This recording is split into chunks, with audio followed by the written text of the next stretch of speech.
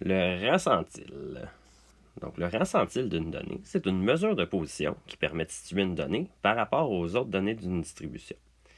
Ça correspond au pourcentage de données de la distribution qui lui sont inférieures ou égales. Par exemple, si le ressentile d'une donnée, c'est 42, bien, ça veut dire que 42% des données sont plus petites ou égales à cette donnée-là. On calcule le ressentile avec la formule suivante. Le ressentile est égal au nombre de données inférieur à la donnée, c'est-à-dire au nombre de données plus petites, plus le nombre de données égal à la donnée divisé en 2. Tout ça, on divise ça par le nombre total de données et finalement, on multiplie par 100. Une manière plus compacte d'écrire cette formule-là, c'est comme ça. R100, ça veut dire le ressentile. N pour nombre de données plus petites, nombre de données égal divisé en 2, divisé par le nombre total, fois 100. C'est bon de noter qu'on va toujours arrondir le ressentile à la hausse. Sur le sujet, il y a deux types de questions qui peuvent nous être posées. Soit de déterminer le ressentile d'une donnée, soit de déterminer la donnée qui correspond à un ressentile. Je vous fais donc deux exemples. Quel est le ressentile d'un conducteur qui roulait à 106 km/h? Donc, premièrement, je situe les données. 106 est ici, sur mon tableau.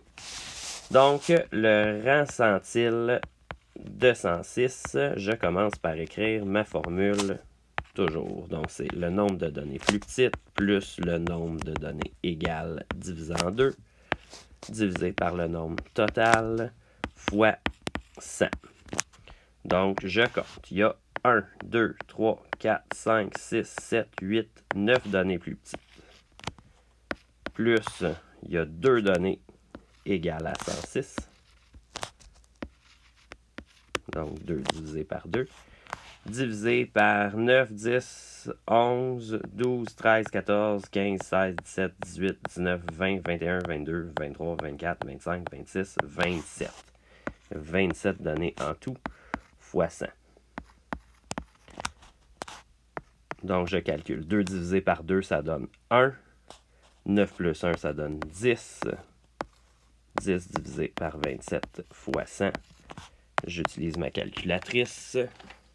10 divisé par 27 fois 100, ça donne 37,03. Environ 0,4, pardon. Donc, comme j'ai dit plus tôt, j'arrondis toujours ça à la hausse. Donc, c'est le 38e ressentile. Donc, le ressentile de la donnée 106, c'est 38. Autre exemple. L'exemple contraire. À quelle vitesse roulait le conducteur dont le ressentile est 84? Bon, je le sais que le ressentile 84, ça veut dire que 84% des données sont inférieures ou égales à la donnée que je cherche. Donc, je vais m'écrire 84% ou 84 sur 100. Et je vais multiplier ça par le nombre de données. Donc, je compte les données. 1, 2, 3, 4, 5, 6, 7, 8, 9, 10, 11, 12, 13, 14, 15, 16, 17, 18, 19, 20, 21, 22, 23, 24, 25, 26, 27.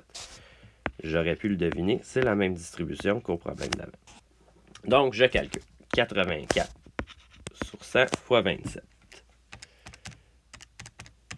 Ça fait 22,68.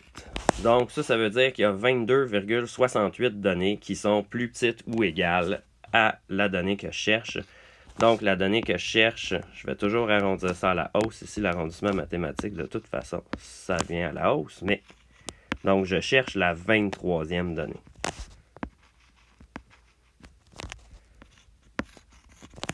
Donc, j'ai juste à compter pour trouver la 23e donnée. 1, 2, 3, 4, 5, 6, 7, 8, 9, 10, 11, 12, 13, 14, 15, 16, 17, 18, 19, 20, 21, 22, 23. Donc, la donnée dont le ressentile est 84, c'est 120. Et c'est comme ça que je calcule la donnée dont je connais le rang centile.